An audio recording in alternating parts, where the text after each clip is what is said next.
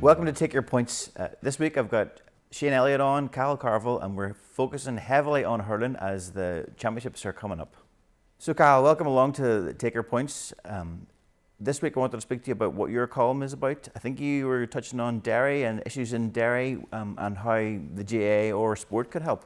Yeah, thanks a lot for inviting me back, Ronan.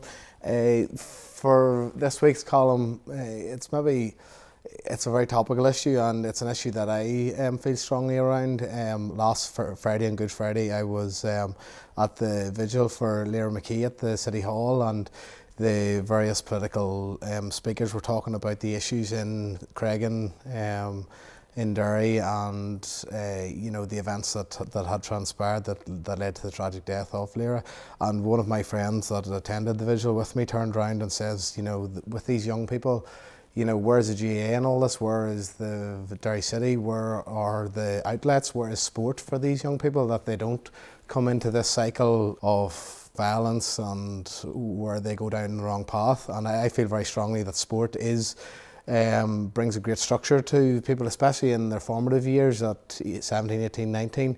And when you have that structure and that direction, from my own experience, I thought I benefited greatly from playing sport throughout my teenage years, that I didn't go into the various issues that some people, especially from working class backgrounds, find that allure difficult to not to be sucked into. So my article this week is going to look at Derry City. I know it is a big, soccer area, but there are clubs like Namai in hurling who are doing great work there.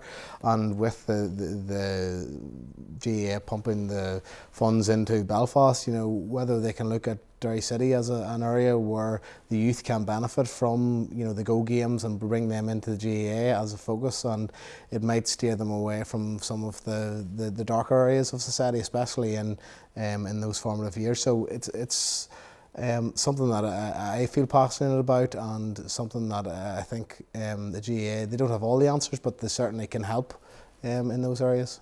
And do you think it can help? Just having sport there, is that enough of a draw for these kids to take them away from those sort of negative social? Is it enough? Potentially not. Some people, if they want to go down that lifestyle, it's very hard to take them back from it. But at an early stage where you have that structure, when you're 11, 12, 13 and your parents are saying, well, let's go down to the local GAA club, let's go and play a bit of sport, and you get that structure and you get to know the person that lives next door to you, and there's more of a community bond, and it allows the darker elements of society, not to become involved, to say, oh, here's an option for you. If you have, I've actually got a game, or actually I'm playing with the Derry minors or under 17s or under 20s, and you have that structure, you have that focus, and I think GAA and sport generally is great for young people in terms of it brings that structure to their lives, it brings that sense of dedication, sense of teamwork, sense of leadership, which benefit not only them in terms of their sporting careers, but also outside of sport as well. So I think there is, especially in Derry, there is a big hole there, and I think the GAA should be doing more, along with the wider society. I'm not saying it's just on the GAA shoulders, absolutely not, but it can put its shoulder to the wheel to try and benefit those young people. And certainly I think a strong GAA culture and a strong number of youth coming through playing sport, both hurling and football, in Derry City would be a positive, not just for Derry at county level, because I know South Derry is the stronghold in terms of GAA, but it would be a positive for Derry City itself, it would be a positive for Ulster, and it certainly would be a positive for Ireland. The challenge for me though is numbers. Like, it's difficult for rural clubs to get coaches and get people out to take care of kids, but if you're in a city with, there may be a lot of chimney pots there, but those people have a lot of other things going on, a lot of challenges. We're not talking about kids, we're talking about parents. Yeah. So that would be an issue for me. Like, it is a lot of work. Yeah, and I'm not saying I have all the answers or the GAA has all the answers. My point is that this has to be a viewpoint across the board. So it's not just, it's the political leaders, it's the parents, it's the schools, it's the young people themselves have to take it on board, and the GAA can add to that.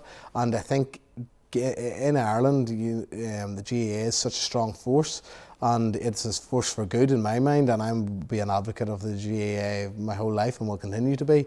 And I think there is, especially the events that have happened, and we're not talking about 40, 50-year-old men that were involved here. These are young kids on the streets. There's a teenager that was involved in it, you know, and someone like that there, if given a bit of direction and given a bit of structure in life, you know, could be very beneficial and very positive for society. But because there is that void, other actors have stepped into that, and I'm just saying that the GAA, given its place in society, should be at least attempting to do more.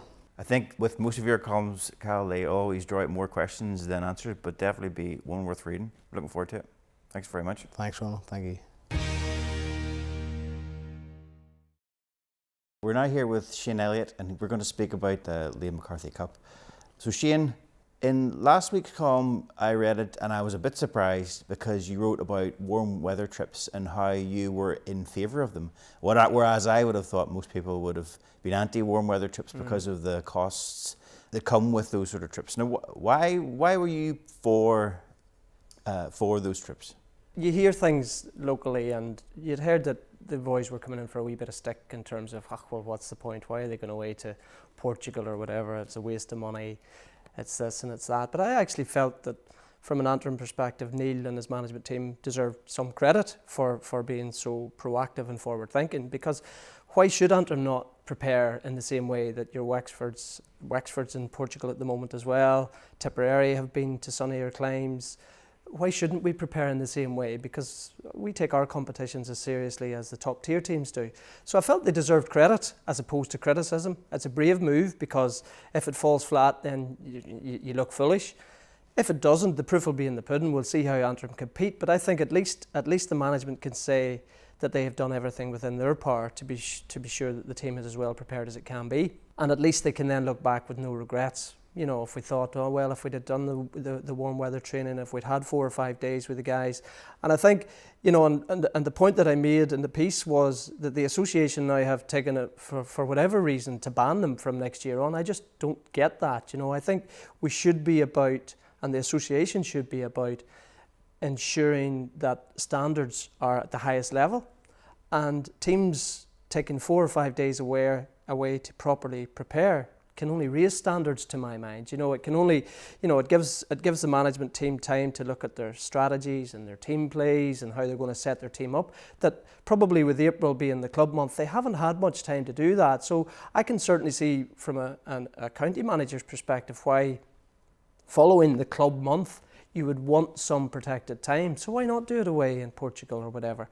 And I think the important thing, and why I do support, why I felt it was, is that, you know, the boys, and I know my son's part of the panel, so I might be accused of bias, did a lot of fundraising themselves. They're consuming their own smoke from that perspective. So it's not coming from gate money receipts, it's not coming from other funding streams. They've funded it by and large themselves. They had a golf challenge last week. So why shouldn't they spend it on preparing themselves in the best way possible? So I suppose that's where it was coming from. I felt, rather than criticism, they deserve some credit.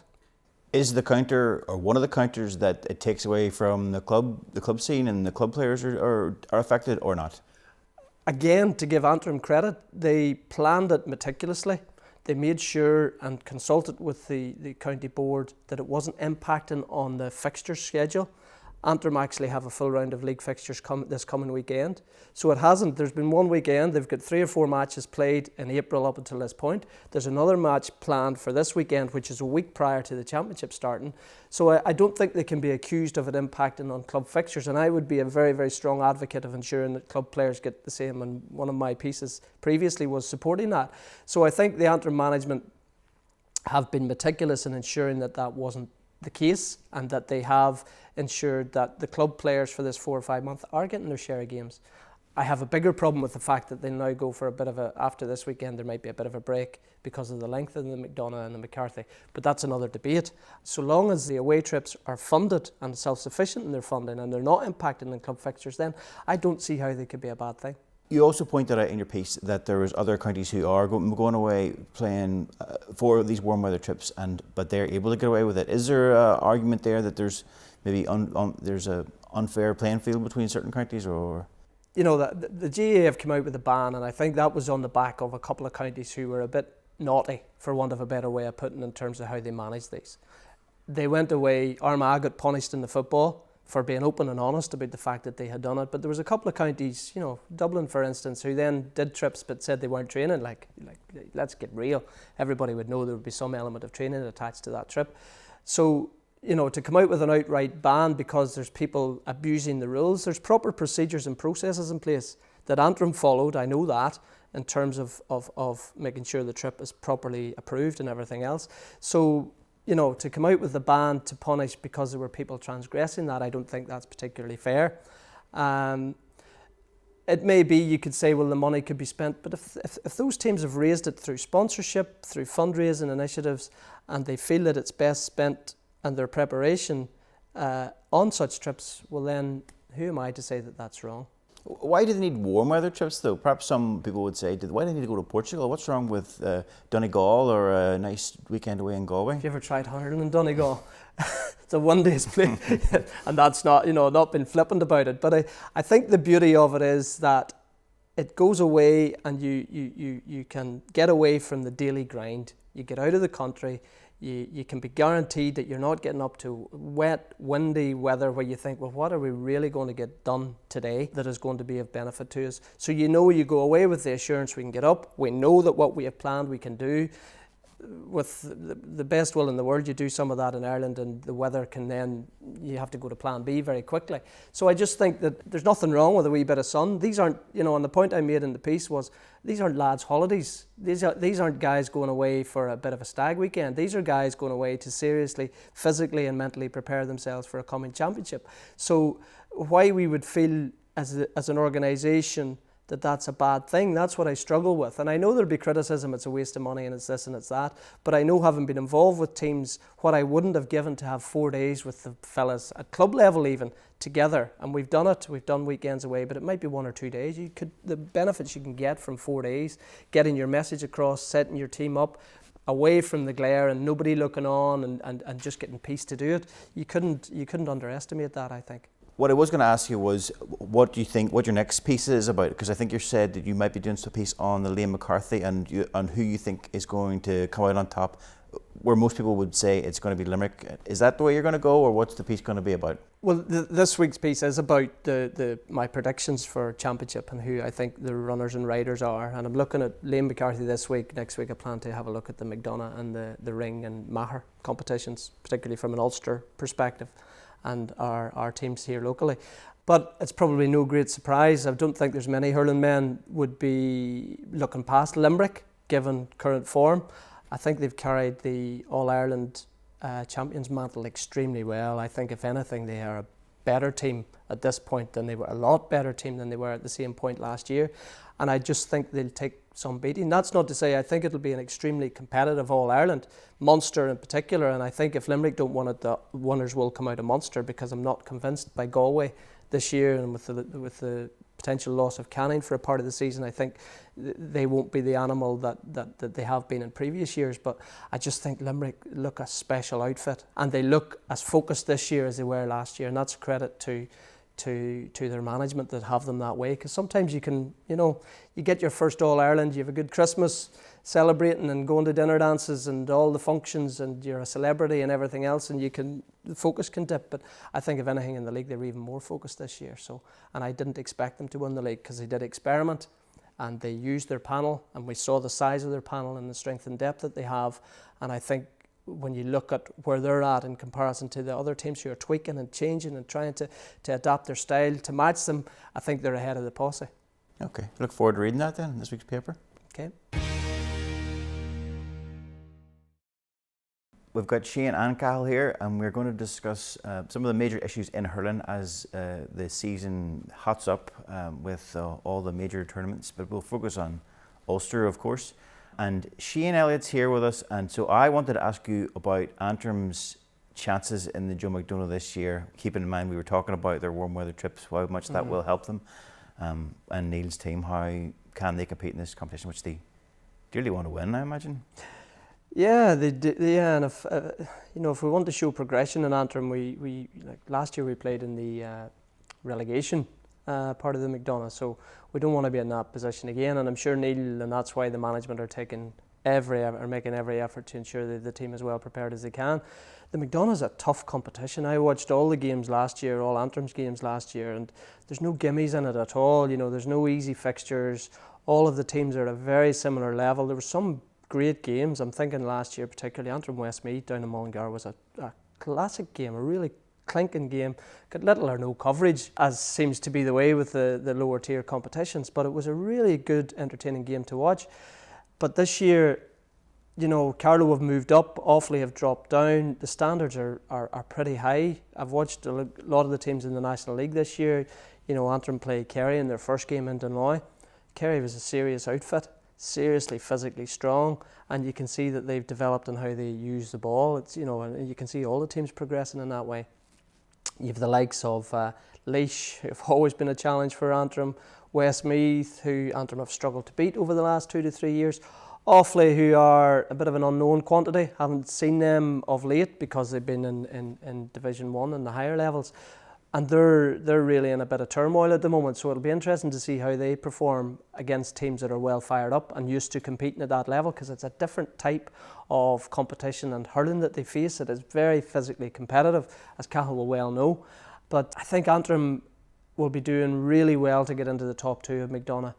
I would like to see them certainly finish outside of the bottom place so that they're not competing in relegation, because the last thing they need is to go down a level. We need to stay at McDonagh level. And I think it's one of those where they could win every game or they could lose every game. That's how tightly packed they are as a bunch. If I had to put a winner on it, given what I saw in the National League, my favourites would be Westmeath, followed probably by Kerry. Kerry impressed me, actually. And if Antrim get their act together, they're capable of beating them all. So it'll be interesting to see. I just hope that the preparations that they have done, they've ticked the boxes and they'll hit the ground running, because they'll need to against Kerry in their first game. Whenever you say get their act together, what do you mean? Like, what stage is this team at, and what should they have learned from the last season? I think it's hard to know where they're at. I think we went through the National League campaign, and it always hits the smaller counties hard, because the first games, and you're not playing with your full deck. You know, Cushendall were preparing quite rightly for their club championship. A lot of the Cushendall players then weren't available. Your big guy Joe Maskey was injured. And Antrim and the Ulster team suffer more from that than the southern counties. Like Limerick wouldn't have batted an eye at the fact that the Piercy players or whoever wasn't involved. It wouldn't, you know, they've players of equal quality to come in.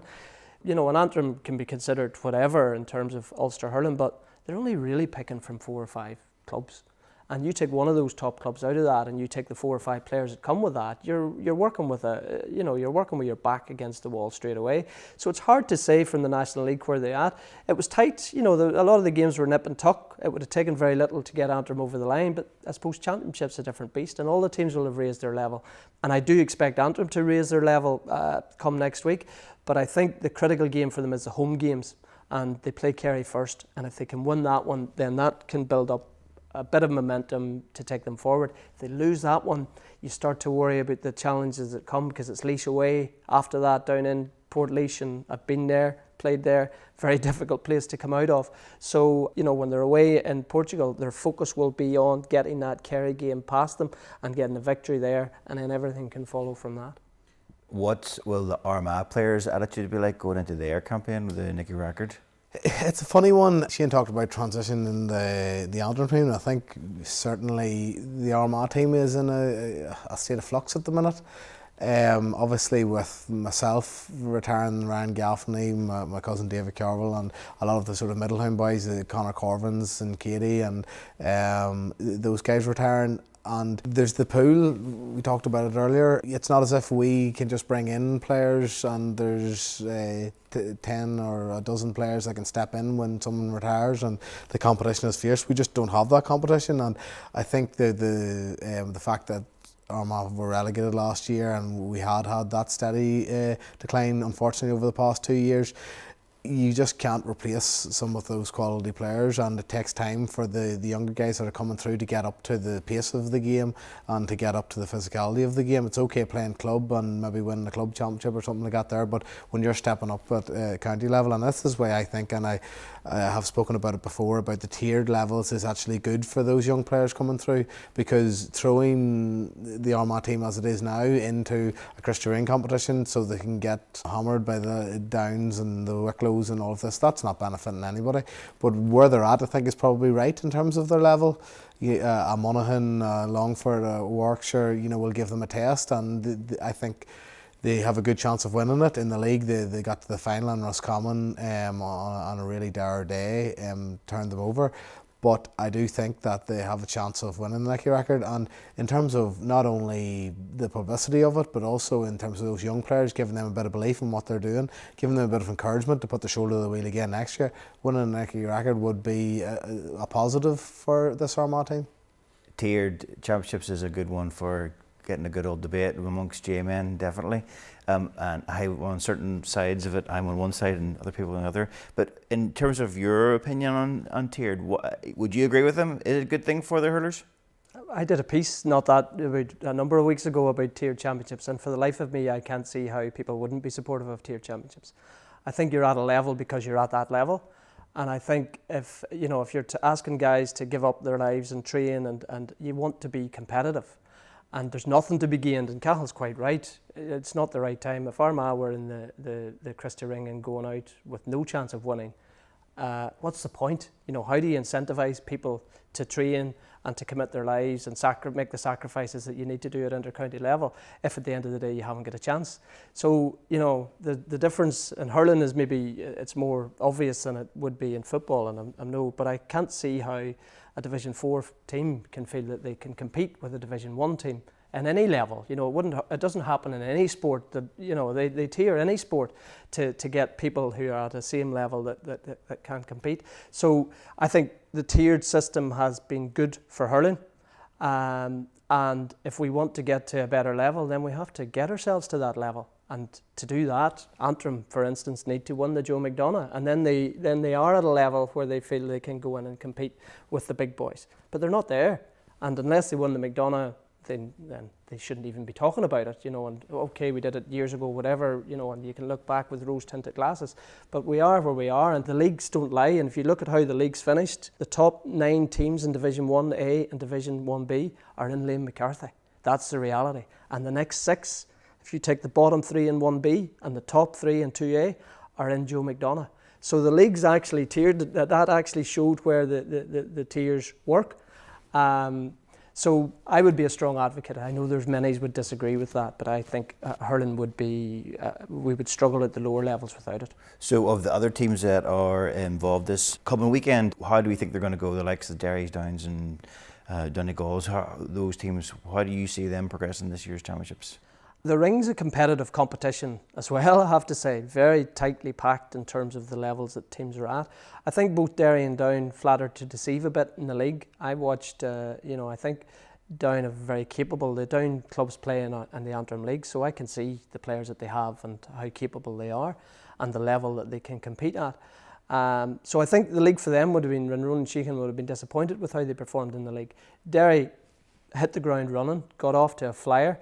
But the wheels came off a bit for them, actually, with the 2 defeats to Wicklow. So I'm sure John McAvoy's had many sleepless nights thinking, where did it all go wrong? Why could we not get over? Now, Wicklow have always been a bit of a bogeyman for Derry. And they have always made the point in Derry, if we get all our best players out, we'll compete with anybody. We'll beat Antrim, we'll beat everybody around us. That's all very well. If your best players are what you are putting out on the field. So you can't talk about the players you haven't got. You've got the players you've got, and you make the best of that. So I think I do fancy Derry for Christy Ring, if I'm being honest, and I fancy Down to be competing very strongly there too. I think if Derry can get over the Wicklow hoodoo, I don't see anybody there that if they have everybody out and they're on song that can beat them. Donegal, I think it might be, you talk about the tiered system, I think Ring might just be the tier above them at this stage, although they're doing great work, and certainly I know they've been reinforced by a couple of the Tyrone guys and everything else, so they certainly look to be doing all the right things, but I think the Ring might be just a step too far for Donegal. But I do fancy Derry and Down to be competitive. Fair enough assessment, Cal. Would you agree, or you see that something different? Yeah, no, I think that's fair enough. In my experience of playing against Derry and Down, I always enjoyed the Down games because maybe early part of my career maybe we weren't as competitive, but laterally we seemed to have their number on a number of in the Ulster Championship and also in league finals, etc. I think Derry get the players out, they're a different animal, and I think they will be, for me, I would say they would be probably favourites at this stage. They'll bring in a few reinforcements, they'll bring in the Slaughtneil boys who are available, they'll try and juggle the football as best they can, and I think it's potentially theirs to lose. There was another concern at the weekend with the with Antrim Minors losing their first game in the Leinster Hurling Championship. Now the Minor Hurling Championship in Ulster is not that strong, but if Antrim's losing, is that a big concern? It is a concern, I can tell you. The result has, shockwaves might be a bit too strong a way of putting it, but it certainly has raised eyebrows in terms of, wow, what happened there? Because it was a bit of trimming we got. And it does, I think there will be questions asked about, well, what are we doing? And how have a team who had been seen at a lower tier than we are with respect to Kildare be producing a minor team that is beating us out the gate, for want of a better way of putting it. Now, I don't know. I think it's a difficult age to jump to too many conclusions. I totally disagree with the fact that it was moved to under 17, which was to really suit the leaving cert in the south. There was little regard for the fact of our school years in the north in that decision, in my opinion. And under 17 is a difficult age to get young guys out, particularly at this time of the year. So I know Declan McFadden, who's the manager, I'd be very interested in what team had we out. Were we out at full strength? Had he all his best players? Because I would imagine it's exam time, it's May, they're 16, 17, sitting GCSEs. And there would be a lot of mothers and parents thinking, there's no way you're going to Kildare to play a match, or Abbottstown or wherever it was in this weekend. You've got exams coming up, and so I think I wouldn't be too quick to judge. It certainly will raise questions, but I think it would be a bit too early to panic, but certainly we would have to think about what we're doing. And I think that question's constantly been asked, to be honest. What's your take on the Antrim result and in general the minor hurling situation in Ulster? That under 17 thing is a point which I don't necessarily agree with. I can understand the rationale behind it, given the leaving cert, but how does that actually impact when you're not sitting in a leaving cert in our case in Ulster? But and it is a difficult one as well, trying to, and with sport is brilliant, and there are the academic side of things, and it's trying to make that balance and have that balance. And I can understand concerns from parents not wanting, especially if there are exams coming up. I think the Antrim result, it might have been just a bad day at the office. Kildare can produce good teams, and I've played against them before, and they have some classy hurlers down there, and they have been able to produce them, but I think it's the consistency they have struggled with. Maybe it was a bad day for Antrim, but from an Ulster perspective, we would be expecting Antrim to turn over at Kildare at any level, under 17 included. So is that a worrying result for the wider Ulster hurling? I'm not sure. It could have been just on the day. In terms of underage, in Armagh, in the other counties, it is constant battle, and I think that's why promotion, and that's why putting the resources into hurling. And I have said previously that I think hurling in the GAA and Ulster should be the number one priority in trying to increase the numbers and trying to put more of a spotlight on the players at the top level, so that youngsters can look up and say, this is what I want to be. I spoke to a guy, we had a league game against Sean Tracy's in Lurgan. He's actually from Benburb, where they have started up a club, and that's in Tyrone, and they're getting 45, 50 youngsters out. It's at under 10, under 12 level, and they have volunteers, and there is the interest there, and it's trying to maintain that interest through the age levels, which is the difficult part. But it's constant work, it's constant reflection on what's worked, what hasn't worked, and trying to push that on, and that's throughout Ulster. But as I said, I think it needs to be number one priority. Leads us neatly back to the point you made at the start of the show, whenever you said Derry is a place that needs more hurling, more GAA, and there you go, that's the way to do it. maybe Derry could win an All-Ireland football and a hurling championship if they Well, put the wouldn't it be numbers. great to see, but even better if it was Armagh. Gentlemen, thanks very much. That was very interesting. Really enjoyed it. Obviously, we're very hurling focused this week because the hurling's coming up, but I really enjoyed that. It was great. Thanks very much. Thank you, Ron. Thank you.